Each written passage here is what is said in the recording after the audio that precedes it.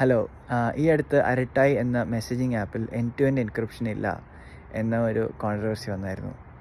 അപ്പോൾ ഈ end to end encryption എന്താണ്, അതുപോലെ തന്നെ അത് സെർവർ സൈഡ് എൻക്രിപ്ഷനായിട്ടും അല്ലെങ്കിൽ നോർമൽ എൻക്രിപ്ഷനായിട്ടുമുള്ള ഡിഫറൻസ് എന്താണ്, അതുപോലെ ജനറലി എൻക്രിപ്ഷൻ എങ്ങനെയാണ്, അത് നമ്മളെങ്ങനെയാണ് വളരെ സെക്യൂറായിട്ട് ഒരു മെസ്സേജ് ഇൻ്റർനെറ്റിലൂടെ അയക്കുന്നത്. ആർക്ക് വേണമെങ്കിലും വായിക്കാമല്ലോ ടെക്നിക്കലി, പക്ഷേ ആർക്കും അങ്ങനെ വായിക്കാൻ പറ്റില്ല. അങ്ങനെ ഒരു രീതിയിൽ ആണ് എൻക്രിപ്ഷൻ ഇപ്പോൾ വർക്ക് ചെയ്യുന്നത്. അതാണ് ഞാനിപ്പോൾ പറയാൻ ഉദ്ദേശിക്കുന്നത്. ബേസിക്കലി എൻക്രിപ്ഷൻ വർക്ക് ചെയ്യുന്നത് ഒരു ലോക്ക് ആൻഡ് കീ മെക്കാനിസത്തിലാണ്. അപ്പോൾ നമുക്ക് ഒരു മെസ്സേജ് നമുക്കൊരു ഒരു ഒരു ലോക്ക് ഇട്ട് പൂട്ടാം, എന്നിട്ട് ആ കീ ഉള്ള ഒരാൾക്ക് മാത്രമേ തുറക്കാൻ പറ്റുള്ളൂ. ഇതാണ് ബേസിക് ആയിട്ടുള്ളൊരു ഫണ്ടമെൻ്റൽ. ഇപ്പം നമുക്ക് സെക്യൂറായിട്ട്, ഇപ്പം നമ്മൾ നോർമലി ഞാൻ സെക്യൂറായിട്ട് ഒരാൾക്കൊരു കത്ത് അയക്കണമെങ്കിൽ ഞാൻ എന്ത് ചെയ്യും? നമുക്ക് വേണമെങ്കിൽ ഒരു കാര്യം ചെയ്യാം. നിങ്ങൾ പറയുകയാണ്, നിങ്ങളൊരു പുതിയ ഒരു എനിക്ക് എൻ്റെ അച്ഛന് ഒരു കത്ത് അയക്കണം, വളരെ സെക്യൂർ ആയിരിക്കണം. അപ്പം ഞാൻ പറയുകയാണ്, ഞാൻ അച്ഛനെ ഒരു ദിവസം കാണും, എന്നിട്ട് കണ്ടിട്ട് പറയും നമ്മളൊരു പുതിയ ഒരു ലോക്ക് വാങ്ങിക്കും. എൻ്റെ ലോക്കിൻ്റെ താക്കോൽ ഞാൻ അച്ഛന് കൊടുക്കും, എന്നിട്ട് ലോക്ക് എൻ്റെ കയ്യിലിരിക്കും.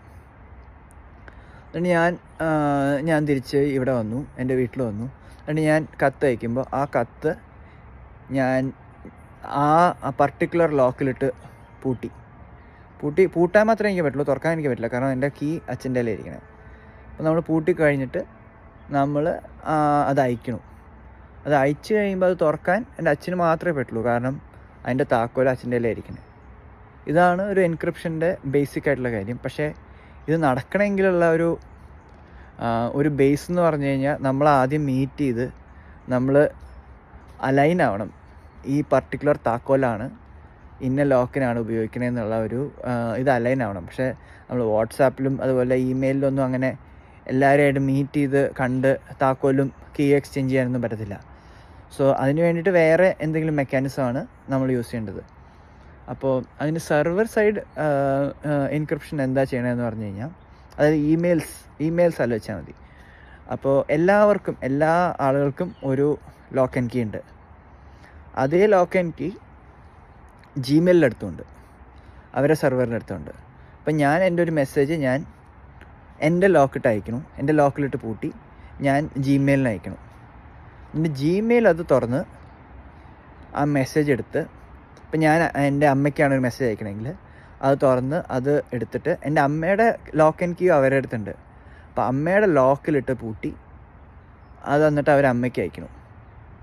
അപ്പോൾ അമ്മയ്ക്ക് അയക്കുമ്പോൾ ഇനി അത് തുറക്കാൻ അമ്മയ്ക്ക് മാത്രമേ പറ്റുള്ളൂ. അപ്പോൾ അങ്ങനെയാണ് ഈ ഒരു സെർവർ സൈഡ് മെക്കാനിസം നടക്കുന്നത്. അതായത് എൻ്റെ മെസ്സേജ് ഞാൻ എൻ്റെ ലോക്കിട്ട് പൂട്ടും, അത് കഴിഞ്ഞ് ഈ സർവീസ് പ്രൊവൈഡർ ആരാണോ, ഇപ്പോൾ ജിമെയിൽ ആണോ അരട്ടായി ആണോ ഏത് സർവീസ് പ്രൊവൈഡർ ആണെങ്കിലും അവരുടെ കയ്യിൽ അതിൻ്റെ ഒരു ലോക്കുണ്ട്. അപ്പോൾ അതിൻ്റെ കീ ഉണ്ട്. അപ്പോൾ അത് വെച്ചിട്ട് അവർ തുറന്നു, അവർ ആ മെസ്സേജ് എടുത്തിട്ട് റെസിപ്പിയൻറ്റിൻ്റെ ലോക്കിലേക്ക് മാറ്റി അതിൽ ലോക്ക് ചെയ്ത് റെസിപ്പിയൻറ്റിന് അയച്ചു കൊടുക്കണം. ഇതാണ് സെർവർ സൈഡ് ആയിട്ടുള്ള എൻക്രിപ്ഷൻ. ഇപ്പോൾ ഇതിൻ്റെ ഒരു ഡിസഡ്വാൻറ്റേജ് ഓൾറെഡി മനസ്സിലാവും എന്ന് വെച്ച് കഴിഞ്ഞാൽ ആ തേർഡ് പാർട്ടിക്ക്, അതായത് ഈ സർവീസ് പ്രൊവൈഡറിന് ആ മെസ്സേജ് വേണമെങ്കിൽ വായിക്കാം. ഇപ്പോൾ ജിമെയിലൊക്കെ അത് വായിക്കുന്നുണ്ട്. അങ്ങനെയാണ് അവർ സ്പാം ഫിൽട്ടർ ചെയ്യുന്നതും അങ്ങനത്തെ പല കാര്യങ്ങളും ചെയ്യുന്നത്. ലൈക്ക് അവരെല്ലായിടത്തും വായിക്കുന്നുള്ളതല്ല, ബട്ട് അവർക്ക് വായിക്കണമെങ്കിൽ വായിക്കാനുള്ള ഒരു മെക്കാനിസം ഉണ്ട്. ഇനി എൻഡ് ടു എൻഡ് എൻക്രിപ്ഷൻ എങ്ങനെയാണ് വർക്ക് ചെയ്യണതെന്ന് പറഞ്ഞു കഴിഞ്ഞാൽ ഇതേ കോൺസെപ്റ്റ് തന്നെയാണ്. ബട്ട് എന്താ ചെയ്യണമെന്ന് പറഞ്ഞു കഴിഞ്ഞാൽ, ഇപ്പം എനിക്ക് എൻ്റെ സിബ്ലിങ്ങിനൊരു മെസ്സേജ് അയക്കണമെങ്കിൽ, എൻ്റെ സിസ്റ്ററിനൊരു മെസ്സേജ് അയക്കണമെങ്കിൽ, എൻ്റെ സിസ്റ്ററിൻ്റെ അടുത്തുനിന്ന് ഞാൻ ആദ്യം വാട്സാപ്പിനോട് പറയും എനിക്ക് എൻ്റെ സിസ്റ്ററിന് മെസ്സേജ് അയക്കാൻ താല്പര്യമുണ്ടെന്ന്. അപ്പോൾ വാട്സാപ്പ് എന്ത് പറയണു, സിസ്റ്ററിൻ്റെ ലോക്ക് എനിക്ക് തരും ആദ്യം. അപ്പോൾ അതിൻ്റെ കീ സിസ്റ്ററിൻ്റെ അടുത്ത് മാത്രമേ ഉള്ളൂ, പക്ഷേ സിസ്റ്ററിൻ്റെ ലോക്ക് എനിക്ക് തരുന്നു. അതായത് പബ്ലിക് കീ എന്ന് പറയണത് അത് എനിക്ക് തരുന്നു. എന്നിട്ട് ഞാൻ ആ സിസ്റ്ററിൻ്റെ ലോക്ക് വെച്ചിട്ട് ഞാൻ എൻ്റെ മെസ്സേജ് ലോക്ക് ചെയ്യണം, എന്നിട്ട് അത് തിരിച്ച് സിസ്റ്ററിന് അയക്കണം. അപ്പോൾ വാട്സാപ്പിൻ്റെ കയ്യിൽ കീ ഇല്ല. കീ എപ്പോഴും നമ്മുടെ ഫോൺസിൽ മാത്രമേ സ്റ്റോർ ചെയ്യുന്നുള്ളൂ. വാട്സാപ്പ് ആ ലോക്ക് എല്ലാവർക്കും കൊടുക്കുകയാണ് ചെയ്യുന്നത്. ഇപ്പം ഞാൻ മെസ്സേജ് അയക്കാൻ പോകുമ്പോൾ എൻ്റെ സിസ്റ്ററിൻ്റെ ലോക്ക് എനിക്ക് തരും, ഞാനത് ലോക്ക് ചെയ്തിട്ട് സിസ്റ്ററിന് അയക്കും. അതുപോലെ സിസ്റ്റർ എനിക്ക് മെസ്സേജ് അയക്കണമെങ്കിൽ എൻ്റെ ലോക്ക് വാട്സാപ്പ് എൻ്റെ സിസ്റ്ററിന് ഹാൻഡ് ഓവർ ചെയ്യുന്നു. അതിൽ അവളത് ലോക്ക് ചെയ്ത് എനിക്ക് അയക്കണം.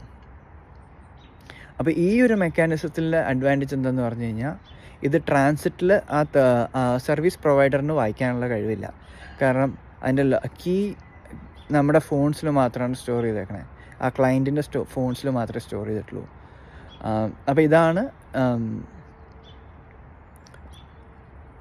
എൻഡ് ടു എൻഡ് എൻക്രിപ്ഷൻ്റെ ഒരു അഡ്വാൻറ്റേജ്. അപ്പോൾ end to end encryption versus server side encryption എന്താണെന്ന് ഞാനും ഈ അടുത്താണ് പഠിച്ചത്. ഇത് ഭയങ്കര കോംപ്ലിക്കേറ്റഡ് ആയിട്ടുള്ള ഒരു അറീനയാണ്. ഞാനും കുറച്ചായിട്ട് എൻക്രിപ്ഷൻ പഠിച്ചുകൊണ്ടിരിക്കുന്നു. നെക്സ്റ്റ് ടൈം വേറൊരു വീഡിയോ ആയിട്ട് കാണാം. ബൈ.